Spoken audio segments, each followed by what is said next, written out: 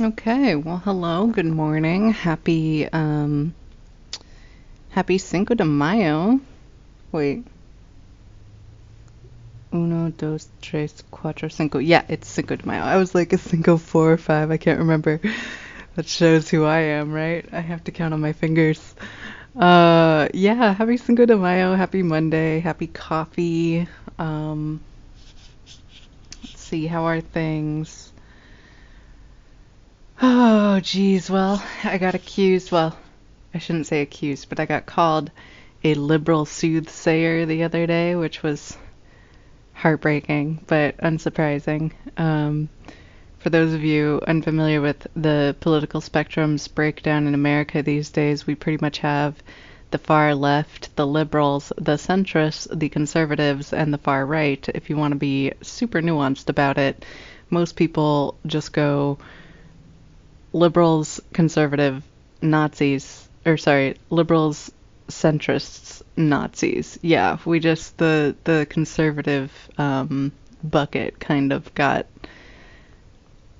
absorbed by the alt right, by the actual Nazis. But the fascist takeover really was bald faced and obvious. But however, there is a very violently held division between the far left and the liberals, and I think it's worth kind of digging into that divide and why it's there and what it kind of betokens, because a lot of people don't actually understand, and the word liberal up until fairly recently did not used to be spoken with so much derision. It was actually somewhat synonymous with progressive or left,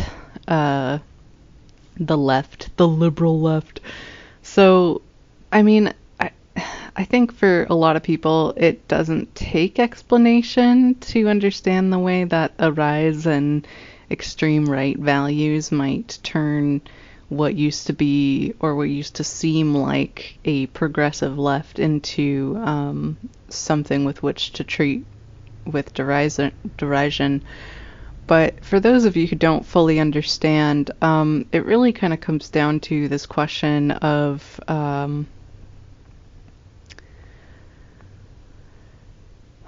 system buy-in, honestly, and system justification, and whether or not you continue to believe that change, the change that you want to see, will come or should come via systemic means such as voting or participating in your local city council or any of these things that already exist within the system versus change by any means necessary. And when you put it in terms of racism or sexism or transmisogyny, homophobia, when you put it in terms of oppression and systemic level oppression, it becomes a question of whether you think that change, or perhaps we should say black liberation, should come at any means, by any means, or if the only acceptable means for that liberation is through system level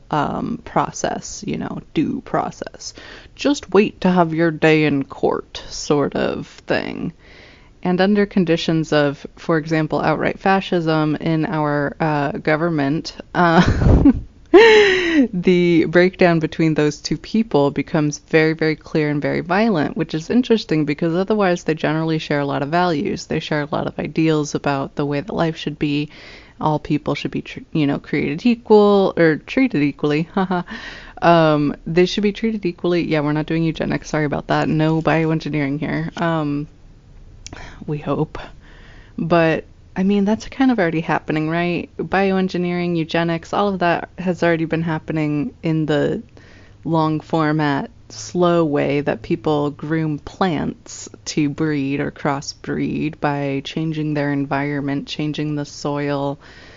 I don't know, just ensuring that the less desirables make sure that they are living in worse conditions. You're like inevitably going to have some kind of rudimentary eugenics going on there. So it's not like that's not already happening. Don't want to gloss over that, but This, yeah, this idea of like, should we change radically and swiftly in a way that requires system dismantlement and a great deal of chaos, like not anarchy, because anarchy is very specifically non-hierarchical means of organizing community, but actual chaos where people will experience life disruption, right? You're going to experience even increased economic hardship, increased just bodily insecurity even, and this like fear of people coming to take your stuff, people coming to take your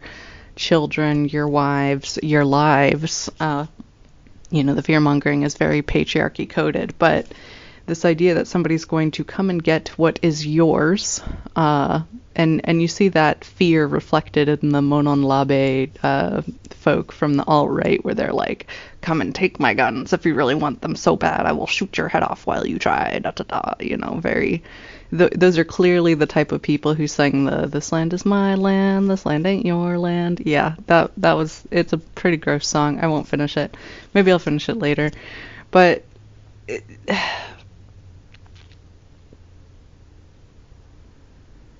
these divides escalate under conditions of extreme fascism. Outright people just abusing the system to do what they think it should look like. And having this authoritarian, autocratic, how many times can I say these words before you get bored and your eyes glaze over and you go, okay, cozy, but that's not a solution. None of that is making me feel better. I'm like, well, as much as I do want to make people feel hopeful, I don't necessarily want to like soothe you. That like liberal soothsayer really got me, because I'm like, I'm not trying to make people feel like everything's going to be okay if they just keep trucking along. I'm trying to make people feel that everything will be okay even if, we have complete system dismantlement, and that we can trust each other. And that trust is so necessary. That interdependence is already in existence, and we are dragging each other one way or another across these various ideological divides by the way that we act in groups. And so no matter what, we're already like chained to one another at the wrist, despite how much we dislike it. And the question is whether or not we can figure out how to not compromise, but maybe convince one another that we could work together. And that's hard. You see that happen on individual levels in dyactic interaction, in like one-on-one sort of things. It makes for a great storyline. It's a great romance, it's a great brotherhood, it's a great it's literally Romeo and Juliet. I saw this great fucking meme the other day. They were like, they should make, I'm not gonna be able to remember it.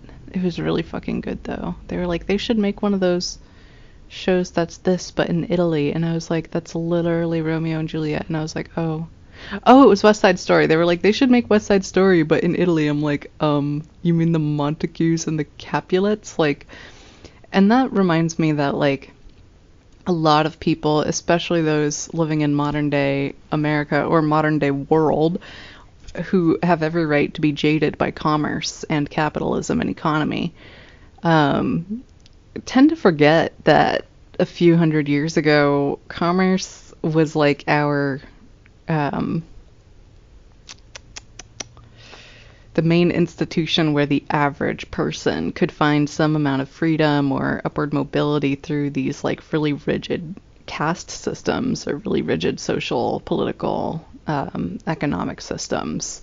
Going back to feudalism, it was like the church, the monarchy, or the emperors. They weren't always monarchs, but the church, the government of whatever sort, feudal lord, and commerce. And commerce was where people found freedom. You could potentially become a journeyman. You could, apprentice yourself to somebody. You could like have this potentiality for upward mobility if you were like clever and hardworking and all this stuff. And obviously it was never perfect, and so many more people also died under the wheel of that great monster. But it, I would say, the joining of that many like free and diverse minds to a new market, a new area of I don't even know what to call it. Human creation, human expansion. It led to a lot of things, including industrialization, steam engine technology, textile booms, guns, although that was kind of more because we discovered or we met people from China and we were very enamored by their fireworks and thought that it could have some cool military use. At least that's what I was taught. But, oh God, I would love some tea. Tea would be so good. Oh my God. But of course, it's hard to keep, 100-year scope in your head while you're acting out your day-to-day life and having your super passionate, political opinions. And when people are literally dying because of these policies and these politics, and being, physically, systemically, mentally, emotionally oppressed to the extent of like being wiped out off the face of the earth. That's the genocide is the ultimate like goal of an empire that wants homogeny. So yeah, and homogeny is really great for productivity for a hierarchical system. If everybody's the same, you can treat them the same, you can control them the same, you can like handle them in relatively the same way. It's really the diversity that makes it challenging. I know I've mentioned this before, to control people, and so that's really where a lot of our strength is from. But it's also obviously where a lot of our challenges sprout, although I wouldn't say that interpersonal diversity along social identity lines is really our biggest challenge. So back to liberalism. Yeah, I mean, I want to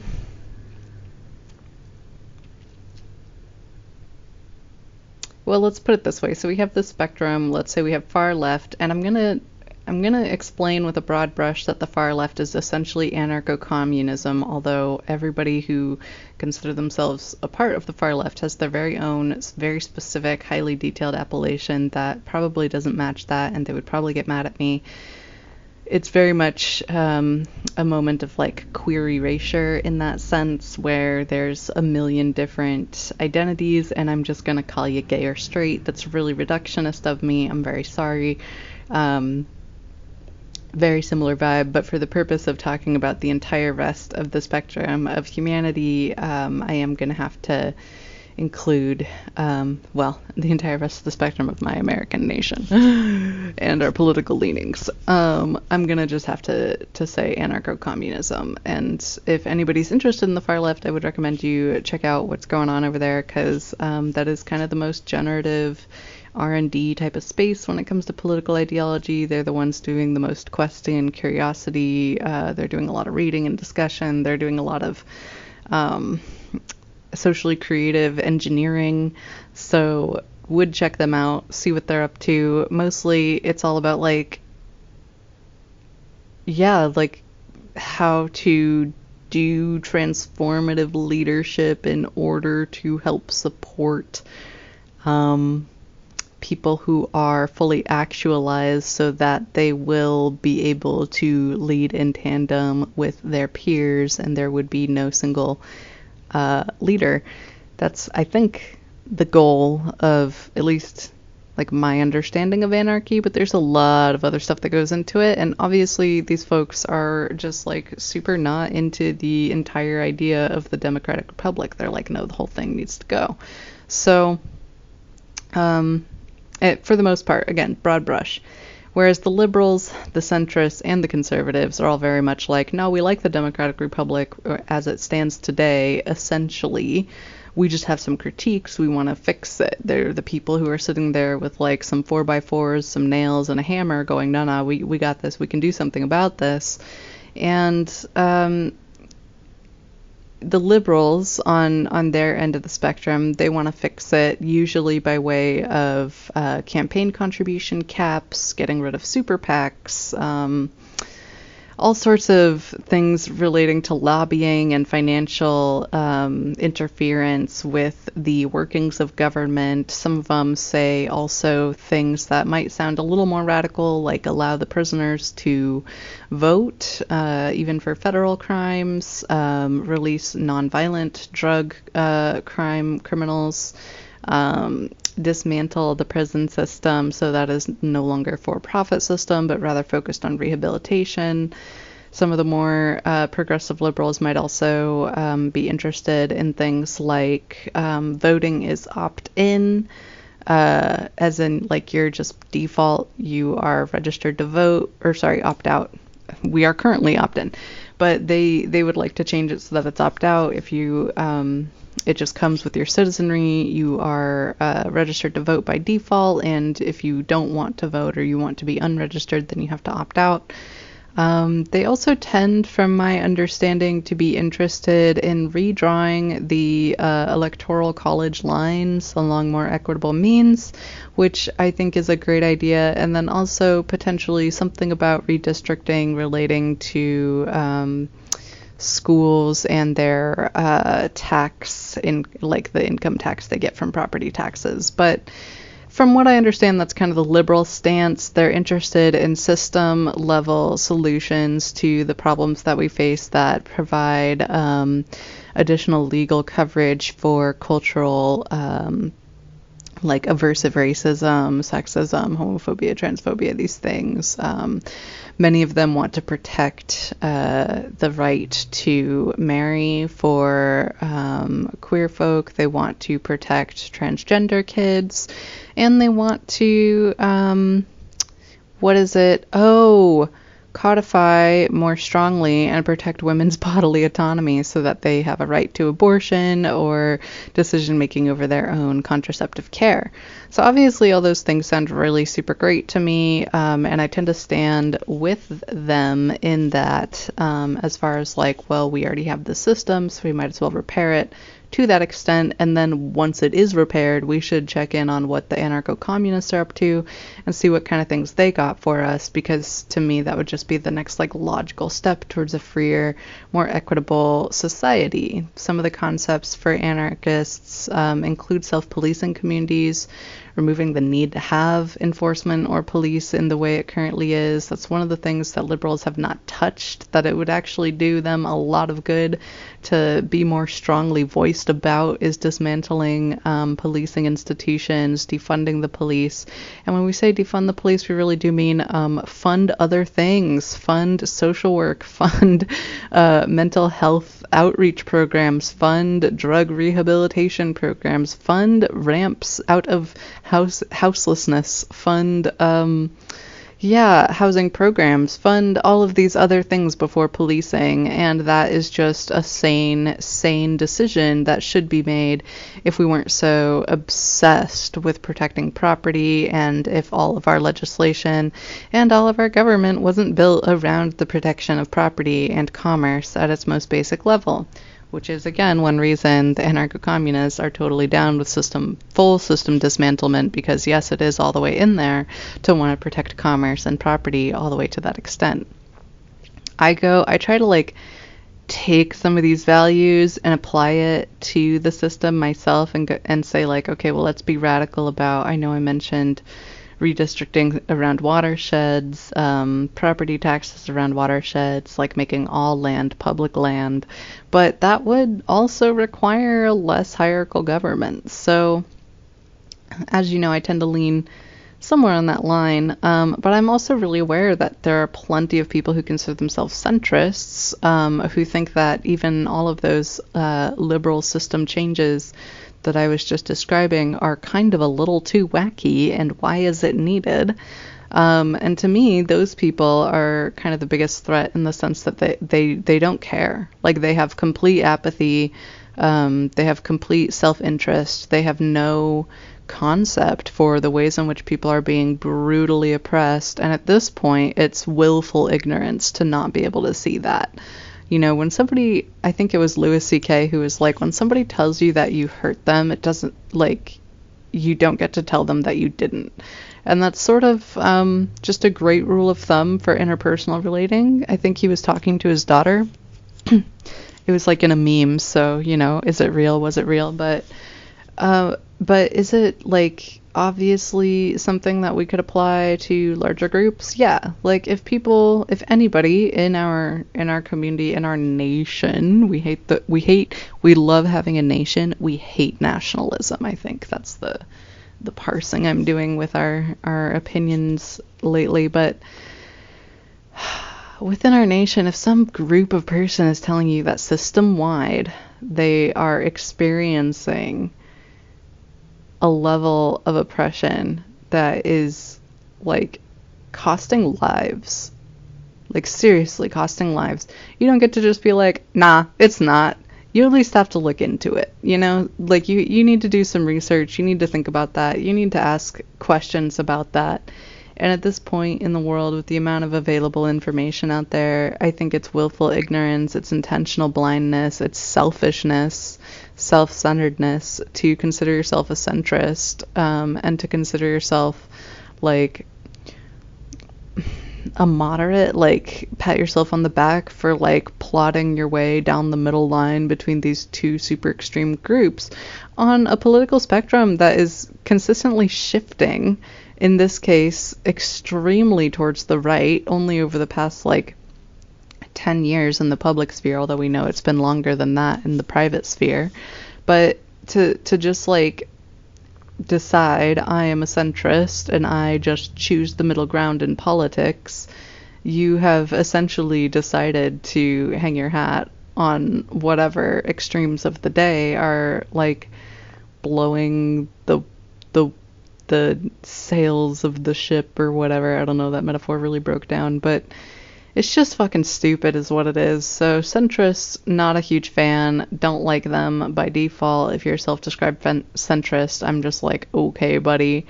People who self-describe as liberals, I have more leniency with because of what I described, because I do think that most of them have great ideas for adjusting the current system towards a more equitable place. And if that were to happen, if we could all lean behind them and make sure that that happened, then we would have more room in our legislation, in our institutional bodies, in our policy, in our culture, in what is considered and viewed as permissible, to work on even more progressive things, or even more far left things, which my heart tends to lean towards. So I really have this desire to throw behind the liberals in this moment, in the sense that I want to see system level change and protections that will help protect, again with protect, that will help create space for the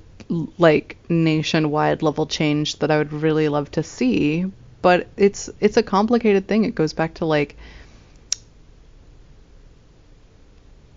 do we get from point A to point B without becoming little dictators like our buddies Musk and Trump, right? Because these guys were like, well, we want it to be our way, so we're just going to come in there and make it our way. Obviously, that's just a return to fascist, autocratic. Yeah, I'm going to say, God damn it. So anyway, after the centrists, we have conservatives. Conservatives are interesting because they used to essentially just be financially focused conservatives. They were like, our government is about commerce and I understand economy, and so these are my values based on that, and it is generally conservative because I was raised, sometime around the Dust Bowl and believe in saving money where we can so nobody has to chew their milk, which I get. I read that book. That was scary. And then there's all these other cultural, social additions to conservatism that kind of crops up from similar influences, historical influences of that time, that leans more towards what do they call it? Traditional family values, the nuclear family, all of these things that obviously I can't really get behind, but that I understand where they're coming from, in the sense that oh yeah, you're from a certain time, aren't you? And then the people who jump into conservatism from the modern day, I think, are just kind of trying to be edgy and retro and cling to something that makes them feel safe. So I also just don't pay them much attention because that's kind of like weak-willed, lily-livered shit, and I don't care. Those type of people wash away in the big changes of things, so I just don't really pay attention to that. And then you have the alt-right, and the alt-right is very much like, oh, no, we should definitely dismantle the system. And so you have that kind of horseshoe effect where the alt-right and the far left both agree on system dismantlement and system disengagement in favor of alternative means of constructing reality, although I would argue that the alt-right is more interested in system takeover and system reconstruction, just based on my observations of the current situation at the White House.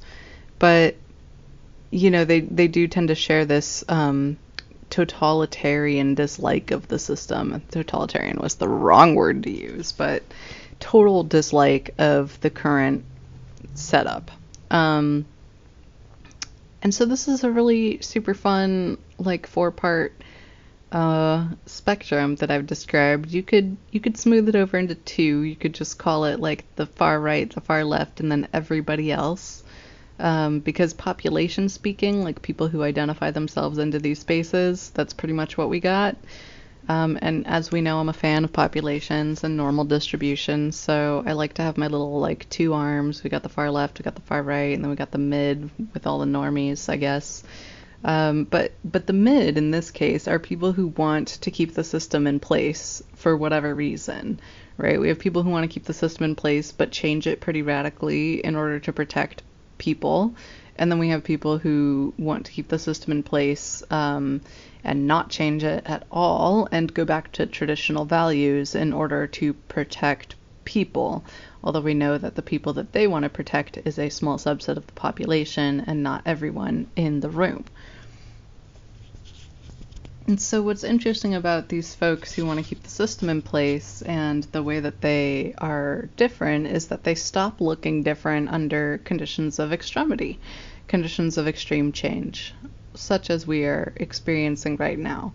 All those people get lumped together, and of course the far left has to violently disavow the liberals in the sense of, like, we are not like them. That's not us. We cannot compromise with the system that participates in this level of oppression because we believe, like, liberation by any means necessary means any means necessary. It doesn't mean vote it in. It doesn't mean wait around. It doesn't mean continue to purchase items and participate and fully invest in the system in every way. And honestly, probably not even vote. A lot of Americans don't vote. So it's not like system engagement and, like, progressive mind or, like, liberal mindset is even working in that sense of, like, oh, but we could vote in these changes. Clearly we can't. Nobody's fucking voting. So, that sort of, like, violent separation or division between the far left, because they're so kooky for wanting liberation by any means necessary. That's totally crazy of them. Really, it comes down to, like, there are a lot of shared values, but there are plenty of ways in which people disagree on how to, like, see those values brought to life in our socio-political structure. And that division is what we're talking about, is, like, how are we seeing that really be brought in and reflected in our means of organizing ourselves, our means of government, and our means of, like, legislation, due process, justice. You want to call this a justice system? Fucking joke, right? Like, that is not the case. And I think that we can all somewhat agree on that. I remember, well, I won't get into it, but this frustration is understandable. And so when I got called a liberal soothsayer, it really fucking hurt my feelings, because I was like, oh, I don't want to soothe them. I want them to realize that, like, this is not okay. This is not. And the insidious thing about the system, whenever you buy into it enough to feel like it can be changed for the better in the sense of liberal perspectives, right? In the sense of like, oh, we can just do something about it, and then we won't have to like uproot our lives in any significant way or otherwise disrupt our lives in any significant way in order to participate in progress and feel good or feel like we are good people who aren't racist, who aren't homophobic, who aren't transmisogynist, who aren't sexist, who aren't, essentially Nazi sympathizers, Nazi apologists. Yes, I mean, that is what it comes down to in this sense. Like, and then a lot of the times those people don't even vote. But, the insidious thing about the system is that the minute you buy into it in that sense of like believing that you can participate in it into liberation, into like a motion towards true freedom for all peoples and true equality, true egalitarianism, true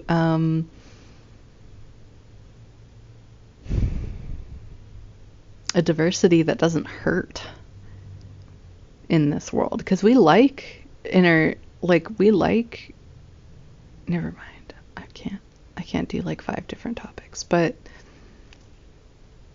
the insidious thing about the system is the minute you buy into it in that sense, you're stuck in it. You're stuck with that faith because the system is slow. That progress is slow. That legal system, that justice system is slow. Everything about this democratic republic as it's designed at a policy level, at an infrastructural level, is fucking slow. And as it was described to me, it's intentionally designed to be slow so that it's somewhat protective of the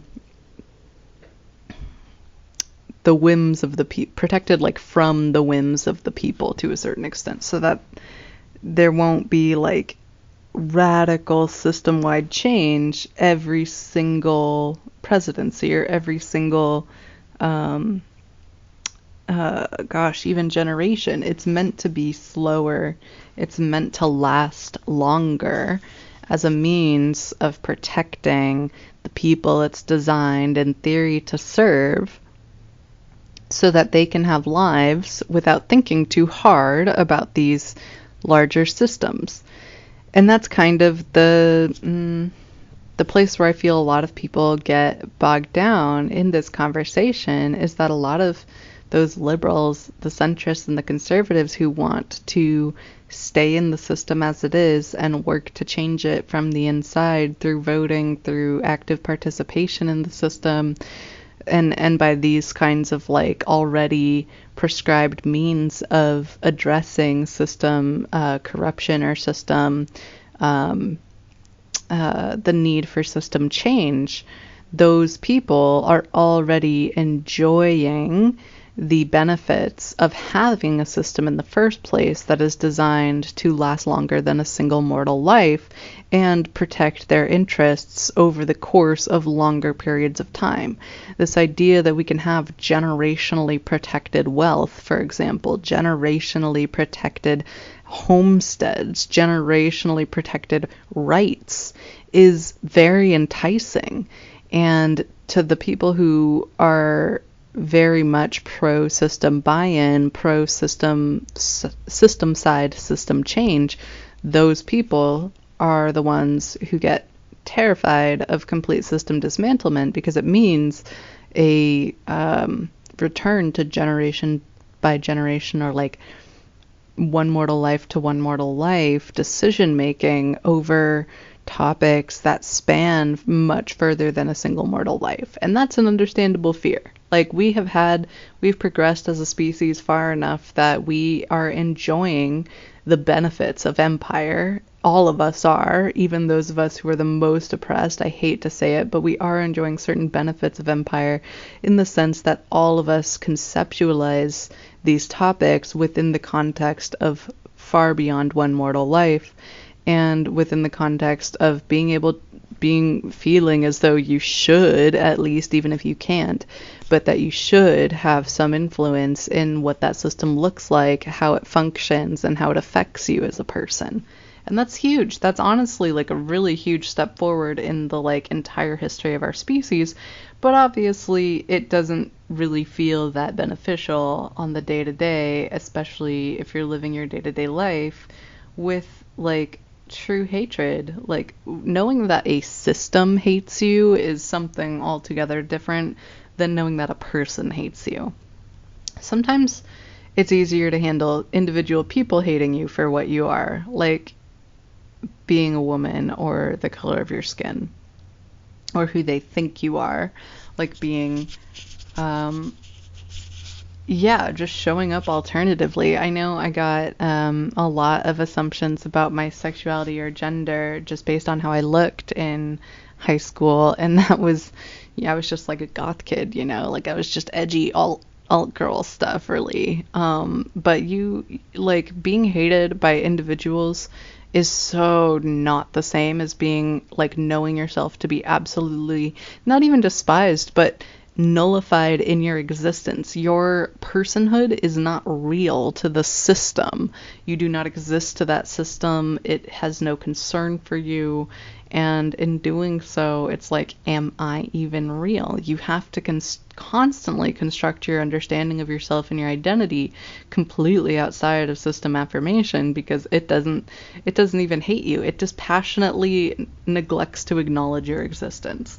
And that's so fucked up, because the acknowledgement of your existence, you know, within the system, within that structure, within that institution, means a certain amount of protection, a certain amount of inalienable human rights that we all want to believe exist for every person. Well, most of us want to believe it exists for every person. There's plenty of people who are just like totally fine with excluding others, and I don't understand that. I really don't understand that.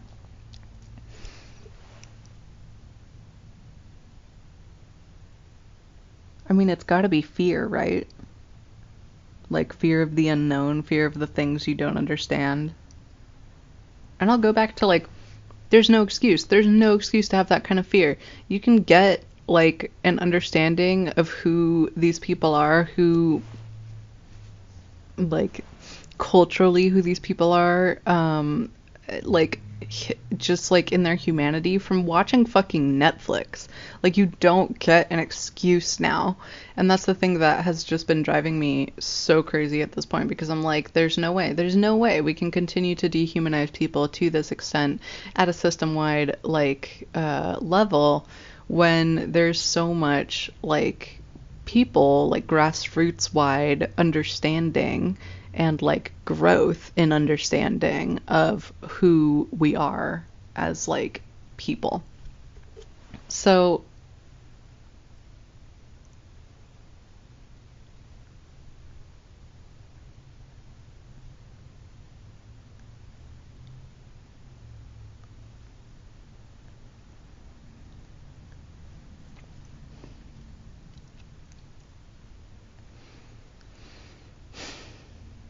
getting really mad, trying to calm down.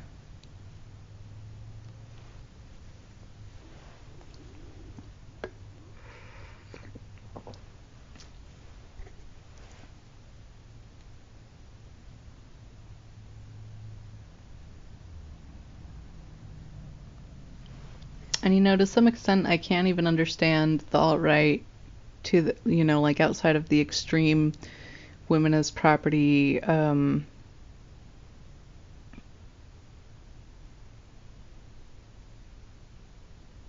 just extreme racism. Oh my god, some of the stuff I've seen has just been so horrific. Like just calls for literal lynching. But some of the stuff that I've seen them express as far as like just sheer frustration with the lack of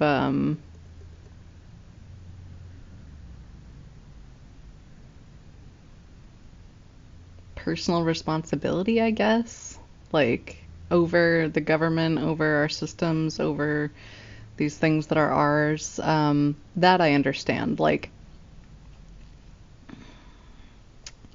now we're really getting into it, but whenever you talk about the gun debate in America, And now these are conversations that I've always tried to have during political, like federal level political calm spells, which we do have occasionally, where culturally the tension has kind of like leaked out and we all are able to have some across the divide discussions. But when you talk about like gun rights in America, the first like two things that come up is all of the school shootings, the club shootings, the fucking Nevada shooting. Oh my God, like Elliot Rogers, yeah, Columbine, yeah. So the first thing, yeah, the church too. God, that was a bad one. The first thing that comes up are these shootings. The second thing is this like weirdly minutia discussion. At least to me, it seems weirdly minutia discussion on like which guns should be allowed. It comes like to comparisons of other countries, like well, Australia did a really great job getting rid of guns. And then you have like a broader, more deeply historical philosophical discussion about like, well, originally the idea of guns or like citizenry having guns was meant to protect them from an overreaching government, and I'm like, okay, well, you get your guns, but the military has fucking tanks, like, I mean, I guess because the police have been militarized so expertly, we could just take over police stations and then we can have our own little military if we really want to. I suppose that's possible. But the people who run the police stations tend to be alt-right or conservative leaning, so I don't know that I really want to see them taken over by those same folk. And that's what's interesting, is that the people who want to protect gun rights out loud to that extent tend to also be politically very okay with things that are synonymous with fascism. So not the most compelling argument for keeping the Second Amendment in the Constitution. But what is a pretty good argument is honestly, for me, it's Switzerland. I know that's ridiculous, but Switzerland really impressed me when they chose to stay neutral during one of the world wars. Can't remember which one. I think it was the first one, but could have been both, honestly. I can't really remember, but Switzerland was sat like right in the middle of this conflict, and they were like, hell fucking no, brother, and if you cross our borders, we will blow up those bridges. And they literally did. They planted bombs under all their bridges that led to like external countries, and they were like, step one foot into our country, we will blow you up, and all of our citizenry is actively like military trained, and they will come at you too. This is a hostile environment. We've made it very hostile, and you will regret stepping on us even if you completely wipe us out. We are totally willing to go down as like a very, very pokey thing that will, completely disrupt your plans. Don't fucking touch us, right? Or don't tread on me. So I thought that was cool. I was like, that is a good argument for keeping Second Amendment rights. I just want like citizens to be trained on proper gun use and care, because that's kind of really more the concern when it comes to why are we having so much terrible shooting happen. It's like, how, like, first of all, how did these seemingly like super unstable people get access to these guns? Like, why is it this easy to get guns in America? And it's like, oh, well, it's because we're the biggest arms dealer in the globe, so like obviously it's going to be super easy to get guns right here at home. So besides that part, like, how did these people get it? And then secondly, why weren't more people in their vicinity capable of doing something about it, right? Like, this idea of self-policing community is what it looks like when that like random stranger guy just decided to run in. I can't even remember. Was he a dad? Was he like a passerby?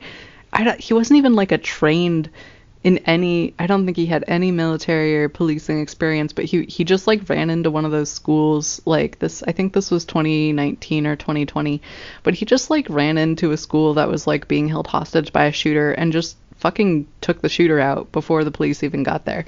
It was epic. obviously, like, school teachers with guns sounded really extreme when we first floated that idea, or when somebody first floated that idea. But if the entire population was way more educated on guns or weaponry in general and how to use it, I feel like the shooting problem would kind of stop, right? And if we're going to be the biggest arms dealer in the world, maybe we should be that educated. Maybe that's a responsibility of our citizenry. That's one of the things I have seriously, oh gosh, what's the word?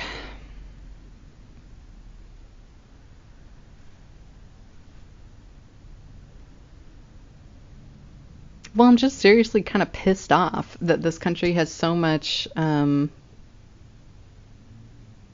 disengagement on the level of its citizens. Like, when somebody told me that Trump was, like, setting citizenry for this country at a $5 million purchase price or something, I was like, honestly, I mean, that's absurd and that's kind of hilarious, but it's worth quite a lot. Like, what you get out of your citizenship here is not nothing, but it's usually treated as nothing by the people who actually hold citizenship.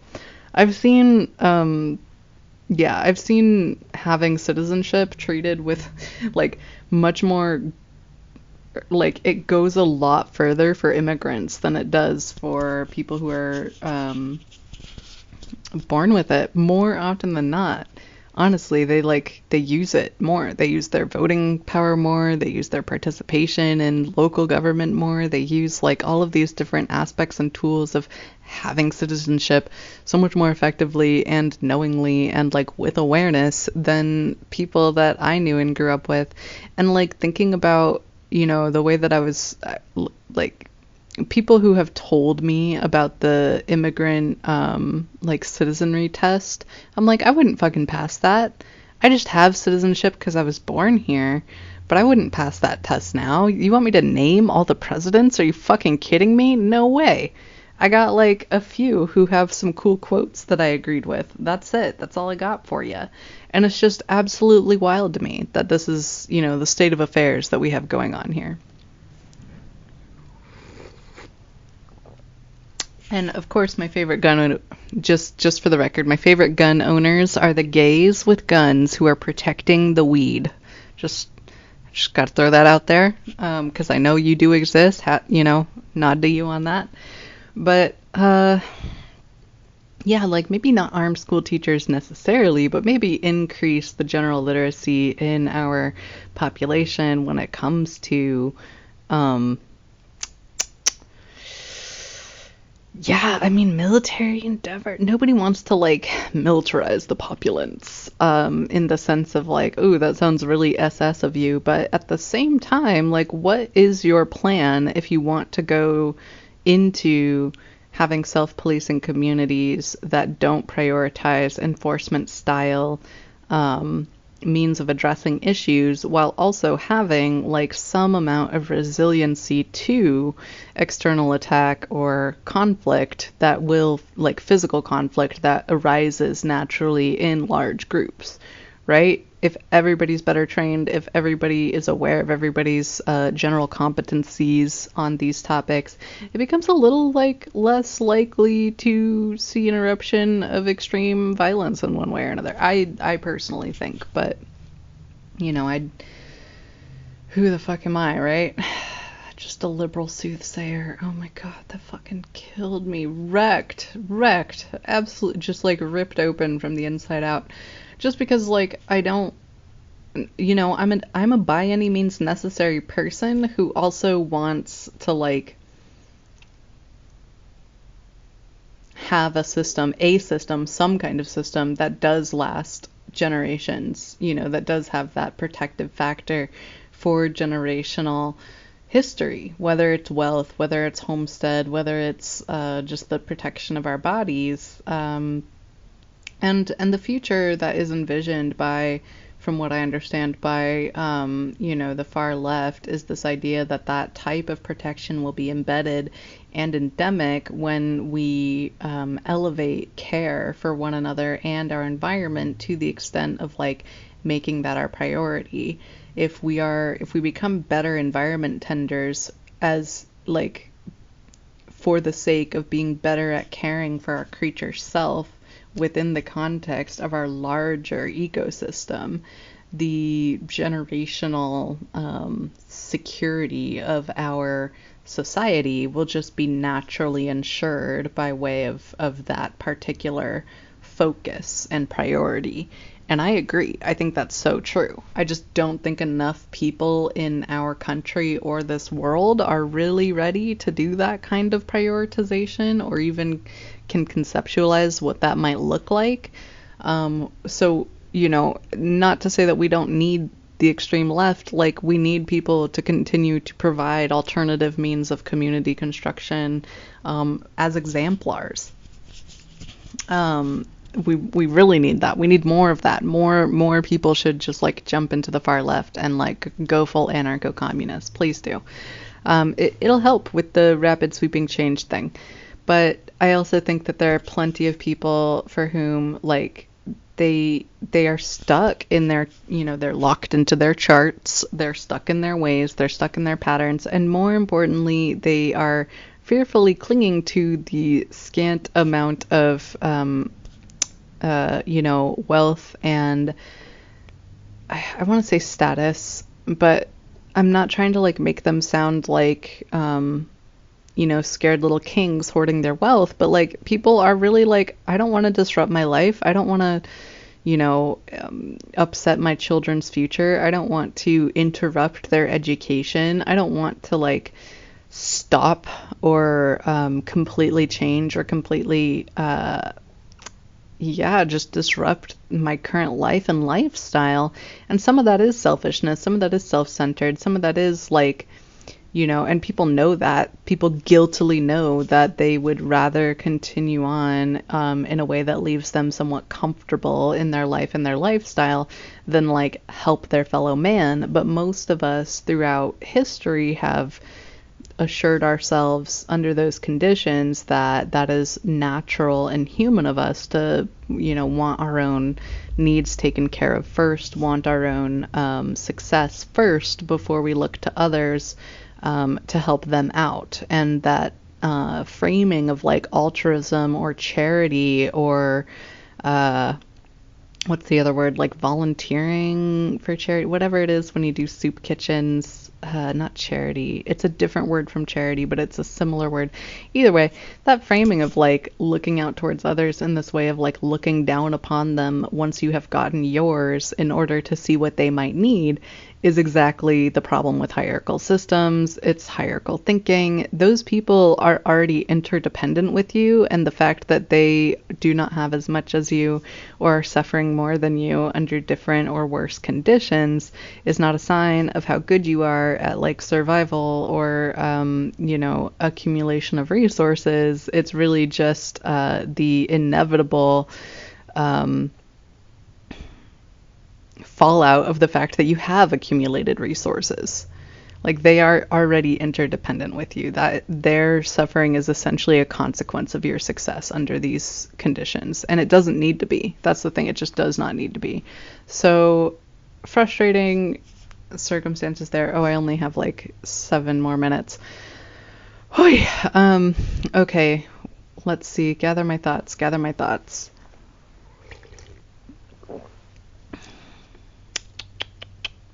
We have the technology. We really do. I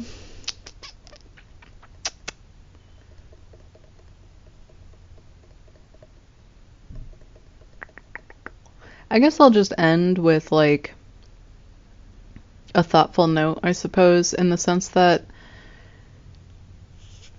these people who are like stuck with system engagement and system buy-in are not necessarily stuck with the particular system or even the particular parties or even the particular values that these parties profess to hold, although I'm sure that they have their own like stories that they tell themselves and reasons why they believe in this particular system and are like specifically attached to it. But really, I know I said this before, but it goes back to that something outlasting us, something that like protects us as a larger collective for generations of time is very, very enticing, and it's something like we ultimately want. I mean, at least me, I just want that particular thing to be more a product of collectively, like, collective consensus on shared prioritization of values, which I do think should be our ecological environment and our social interrelating and interdependence, because that if we prioritize those things and considered ourselves as creatures within a closed system in need of care and tending and attention, we would, like, the rest would kind of fall into place. I'd really think it would.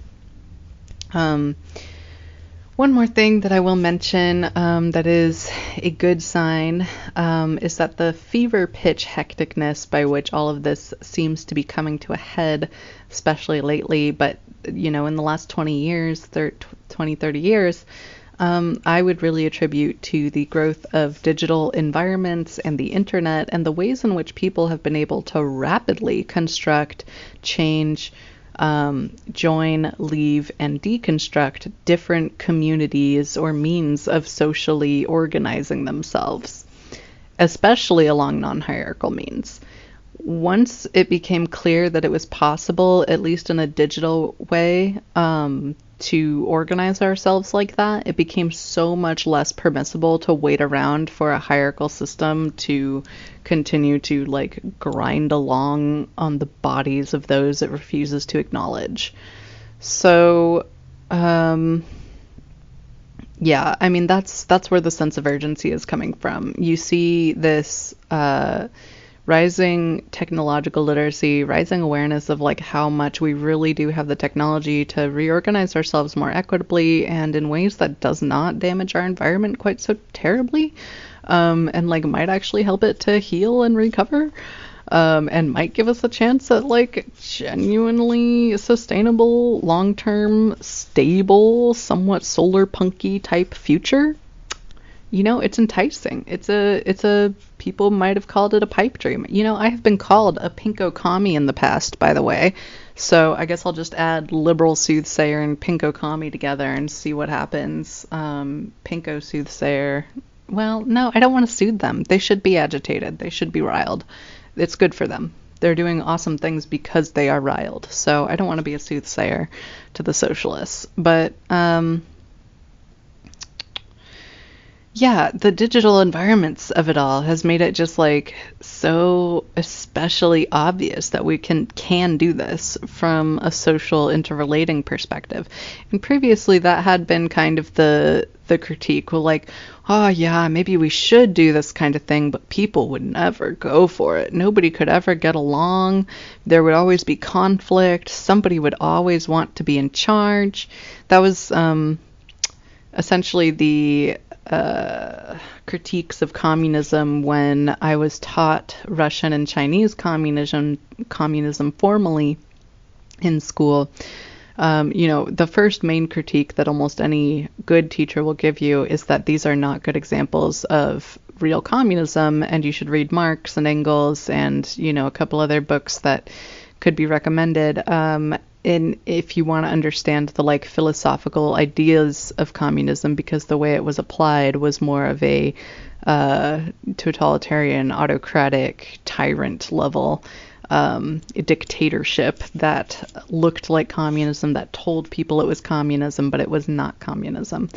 So there is that. But some of the ways in which Russian and Chinese communism have been applied are actually, like, relatively true to the ideas of communism. And that particular nuance, which has been lost on most people during the discussion due to propaganda, mostly, like the Red Scare and the Cold War,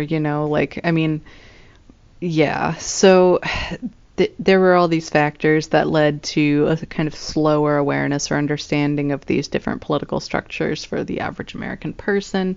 But now I think we can be fairly more literate and nuanced on the topic and understand that philosophical ideas can be directly applied in social interpersonal like relating and in intentional community construction, and we have seen it happen online. And so now the only critique that could be raised or addressed at that particular desire of the left, the far left, to reorganize society along more equitable means in this way is that it might work on paper, but in practice it'll be much different. And it's like, no, we have examples in practice too. There's a hugely anarchist region in France that has been going off for quite a while. They're doing great stuff. It's really going well for them. They raise a lot of bees. They're probably single-handedly saving the bees for most of France, actually. And there's other regions throughout America, throughout Canada, throughout every place that is extremely anarchist or communist, more closely to the ideals of the philosophy as it was set forth by the original thinkers and writers and people who attempted to take up the practice.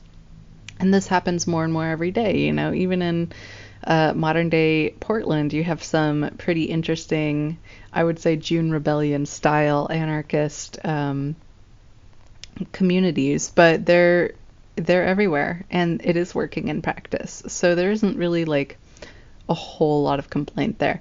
My biggest critique, honestly, of the whole thing is the military angle, because a lot of people do not want to touch the military angle, and when you do see militarism in the far left communities, it gets a little weird. It's really hard to marry this strange weird choice, but it gets kind of difficult to marry far left ideals with a need for having some kind of military might.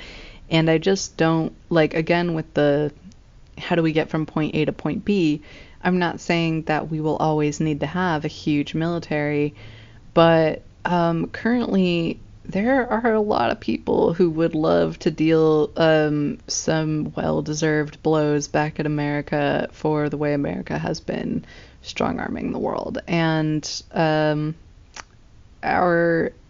threat of our military might has been one of the things that has stood between us and those particular